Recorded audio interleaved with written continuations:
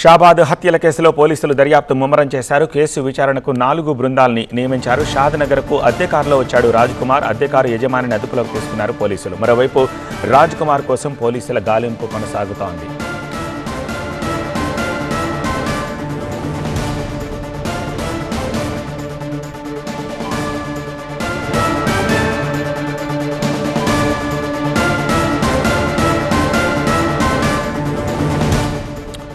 మా ప్రతినిధి ప్రణీత మనకు అందుబాటులో ఉన్నారు మరింత సమాచారం కోసం. ప్రణీత, ఏమిటి లేటెస్ట్ అప్డేట్స్? పోలీసులు ఏం చెప్తున్నారు?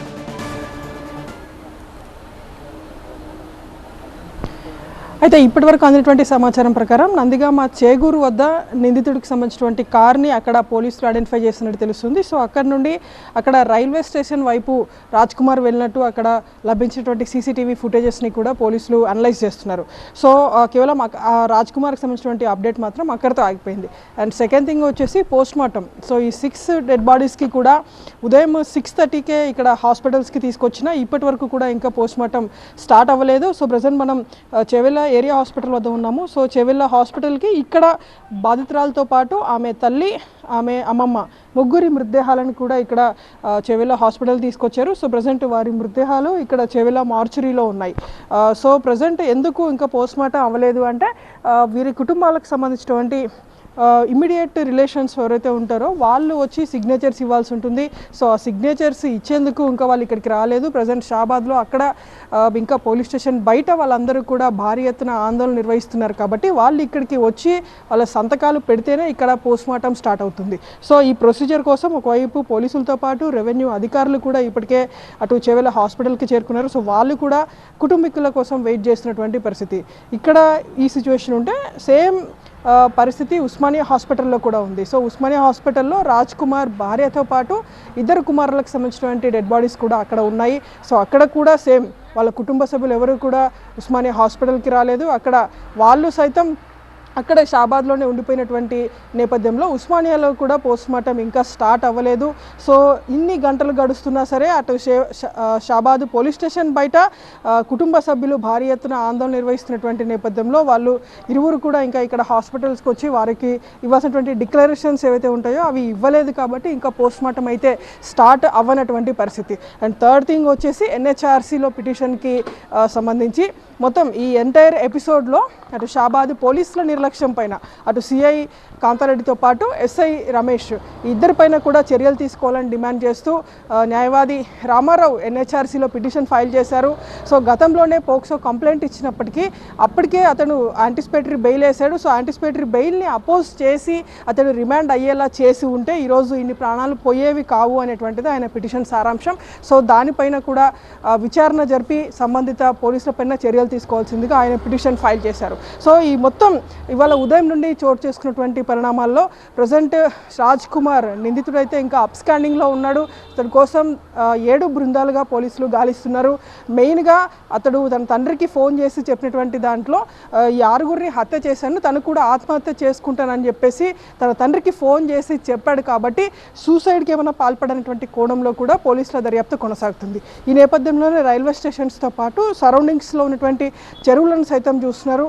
సో ప్రజెంట్ మనం ఇక్కడ చూడొచ్చు చెవెళ్ళ హాస్పిటల్కి స్థానికంగా ఉన్నటువంటి లీడర్స్ సైతం ఇక్కడికి చేరుకున్నటువంటి దృశ్యాలు చూస్తున్నాము. సో ప్రజెంట్ వీరికి సంబంధించి వీళ్ళ డెడ్ బాడీస్ని అయితే ఇక్కడ చూసేందుకు వచ్చారు. ప్రజెంట్ మనం ఇక్కడ చూడొచ్చు బీఆర్ఎస్కి సంబంధించినటువంటి నేతలు సైతం ఇక్కడికి చెవెళ్ళ హాస్పిటల్కి వచ్చినటువంటి పరిస్థితి. ఒకసారి మ్యామ్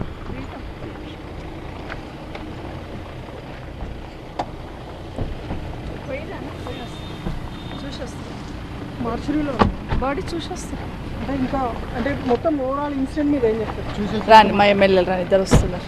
ఒక్క నిమిషం. చాలా బాధాకరం అమ్మ జరిగిన సంఘటన. మహేష్ వాళ్ళలో మనం చాలా బాధాకరం. ఆ కుటుంబాలను పలకరించి కనీసం ధైర్యం చెప్పుదామనే ఆలోచనతోనే అక్కడ బయలుదేరాం మేము. బట్ ఈరోజు ఉదయం మేము బయలుదేరిన 10 గంటలకు వస్తే 10 గంటల నుండి 3 గంటలు రోడ్డు పైన ఉన్నా కూడా మమ్మల్ని వదిలిపెట్టలే. కనీసం ప్రజలు బాధలో ఉన్నారు, ఇబ్బందుల్లో ఉన్నారంటే పలకరించడానికి కూడా కనీసం మాకు స్వతంత్రం లేకుండా అయిపోయింది. అసలు ఎందుకు ఆపిండో కూడా మాకు అర్థం కాలేదు.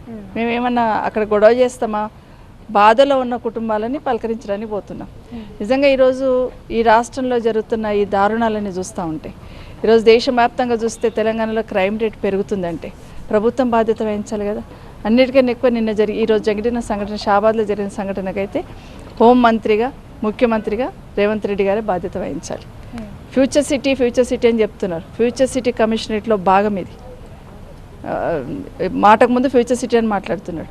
మరి 2 నెలల కింద కనీసం 55 రోజులు అయినట్టుంది కంప్లైంట్ ఇచ్చిన తర్వాత ఫోక్సో కేసు బుక్ చేసినాక పోలీస్ శాఖ పనితీరు ఎట్లుండాలమ్మా? వాళ్ళని పిలుచుకురావాలి, మాట్లాడాలి, వాడిని పనిష్మెంట్ ఇవ్వాలా? ఈజీగా వదిలేసి కేసు పెట్టి వదిలేస్తున్నారు. ఈరోజు 4 ఆడబిడ్డలు, ఈరోజు 6 మందిలో 4 ఆడబిడ్డలు, చిన్న ముక్కుపచ్చలారని పిల్లలు 2 అయితే 4 ఆడబిడ్డలే. 4 ఆడబిడ్డల ప్రాణాలు పడడానికి కారణం ఈ ప్రభుత్వ నిర్లక్ష్యం, ప్రభుత్వ వైఫల్యం. ఈ రేవంత్ రెడ్డి గారు తను బాధ్యత తీసుకొని నిజంగా ఏమన్నంటే నన్ను రాజీనామా చేయమంటున్నట్టు. మరి నీ వైఫల్యం కాదా ఇదంతా? హోంమంత్రిగా మీరే హోంమంత్రి కదా, ఈ వైఫల్యం కదా? తాను ఒక్కడే బాగా పనిచేస్తున్నట్టు, హోంశాఖ నా దగ్గర పెట్టుకున్నాను, విద్యాశాఖ నా దగ్గర పెట్టుకున్నాను, నేనైతే చాలా బాగా పనిచేస్తాను లెవెల్లో బిల్డప్ ఇస్తున్నారు ముఖ్యమంత్రి గారు. మరి ఈరోజు జరిగిన సంఘటనకు మీరే బాధ్యత వహించాలి, ఈ ప్రభుత్వమే బాధ్యత వహించాల్సిన అవసరం ఉంది.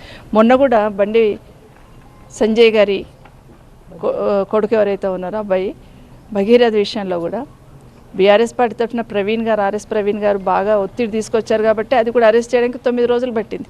అసలు ముఖ్యమంత్రి గారు ఒక్కసారి మీరు రివ్యూ చేసుకోండి, మన రాష్ట్రంలో జరుగుతున్న క్రైమ్ రేట్ ఎట్లా పెరుగుతుంది, ఎందుకు పెరుగుతుంది, ఏ సంఘటనలు ఎక్కువ జరుగుతున్నాయి, ఫోక్సో కేసులు ఎందుకు పెరుగుతున్నాయి, ఎందుకు మీరు రివ్యూ చేసుకోరు? ఎందుకు అసలు పోలీస్ డిపార్ట్మెంట్ని పని చేయనియండి. ఫస్ట్ వాళ్ళని పోలీసింగ్ చేయనిస్తే ఏదైనా చేస్తారు, కానీ వాళ్ళకి ఏం పని చెప్తున్నారు మీరు? బీఆర్ఎస్ పార్టీలు ఎక్కడ పోవద్దు, ఏ లీడర్ ఎక్కడ పోతున్నారు, ఎవరేం మాట్లాడుతున్నారు, సోషల్ మీడియాలో ఏం పెడుతున్నారు, ముందు వాళ్ళని కట్టడి చేయండి అంటున్నారు తప్పిస్తే నిజంగా మీరు ఈ సమస్యల మీద దృష్టి పెడితే ఒక 10% దృష్టి పెట్టిన సమస్యలు సాల్వ్ అవుతాయి. కాబట్టి ఈరోజు జరిగిన సంఘటనలకు పూర్తి బాధ్యత ఈ ప్రభుత్వాన్ని, ముఖ్యమంత్రి గారిది. ఇంకా అక్యూజ్డ్ దొరకకపోవడానికి ఎట్లా చూస్తారు? అక్యూజ్డ్ దొరకకపోవడం అంటే అక్యూజ్డ్ దొరికిన 6 ప్రాణాలను అయితే తీసుకురాలేరు. ఒకటి అక్యూజ్డ్ అసలు 2 నెలల కిందనే కంప్లైంట్ ఇచ్చినప్పుడు అసలు అతను ఇమీడియట్గా తీసుకుపోయి అరెస్ట్ చేయాల్సింది పోయి అతను వదిలేయడమే పెద్ద మిస్టేక్. ఇంకోటి కూడా వాళ్ళ మదర్ కంప్లైంట్ ఇచ్చినప్పుడు వాళ్ళ నాన్నని చంపినట్టు మిమ్మల్ని కూడా చంపేస్తా అన్నప్పుడే తీసుకోవాల్సింది కదా సీరియస్గా. నిజంగా వాళ్ళ నాన్న ఎట్లా చనిపోయింది, ఏమైందని తీసుకోవాల్సింది కదా. పోలీస్ వైఫల్యం చెందిందంటే పోలీస్ శాఖ మంత్రి గారి వైఫల్యం. కాబట్టి ఈ సంఘటనలు జరగడానికి కారణం.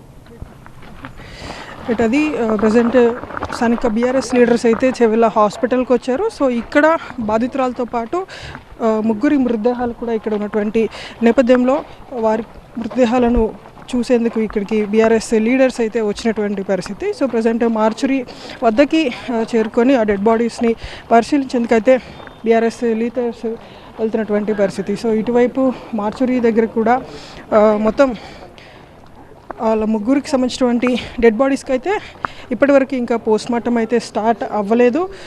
సో ఇక్కడ ఉన్నటువంటి లోకల్ లీడర్స్ మాత్రం సో అక్కడ షాబాద్కి వాళ్ళని వెళ్ళనివ్వకుండా పోలీసులు అడ్డుకున్నారు కాబట్టి ఇక్కడికి వచ్చామని చెప్పేసి బీఆర్ఎస్ లీడర్స్ చెప్తున్నటువంటి వర్షన్. సో లీడర్స్ ఇక్కడ చెవెళ్ళ మార్చురీ వద్దకు అయితే వచ్చి విక్టిమ్స్కి సంబంధించినటువంటి డెడ్ బాడీస్ని పరిశీలిస్తామంటూ వీళ్ళు వచ్చినటువంటి సందర్భాన్ని చూస్తున్నాము.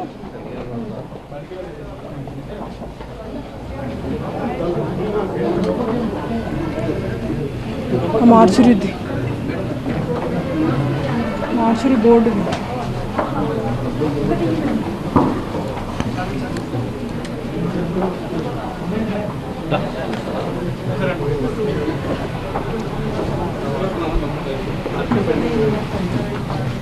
సో బీఆర్ఎస్ లీడర్స్ లోపలికి వెళ్తున్నటువంటి విజువల్స్ అయితే చూస్తున్నాము. 3 మృతదేహాలను ఇవాళ ఉదయం 7 o'clock అక్కడ షాబాద్ ఇన్సిడెంట్ స్పాట్ నుండి చెవెళ్ళ హాస్పిటల్కి తీసుకొచ్చారు. సో ఇక్కడ ఉదయం నుండి కూడా ఇక్కడ వాళ్ళ బాడీస్ ఉన్నాయి. వాళ్ళ కుటుంబీకులు ఇంకా షాబాద్లో అక్కడ ఆందోళన చేస్తున్నటువంటి క్రమంలో వారికి సంబంధించినటువంటి ఫార్మాలిటీస్ ఫిల్ చేయాల్సి ఉంటుంది. సో ఫార్మాలిటీస్ ఇంకా స్టార్ట్ చేయలేదు. సో వాళ్ళు ఇక్కడికి వచ్చి వాళ్ళకి సంబంధించిన సిగ్నేచర్స్ ఇస్తేనే ఇక్కడ పోస్ట్మార్టం కూడా స్టార్ట్ అవుతుంది. సో వాళ్ళు ఇంకా ఇక్కడికి రాలేదు కాబట్టి పోస్ట్మార్టం అయితే ఇంకా స్టార్ట్ చేయలేదు అనేటువంటి వర్షన్ అయితే ఇక్కడ ఉన్నటువంటి సిబ్బంది చెప్తున్నారు. రైట్.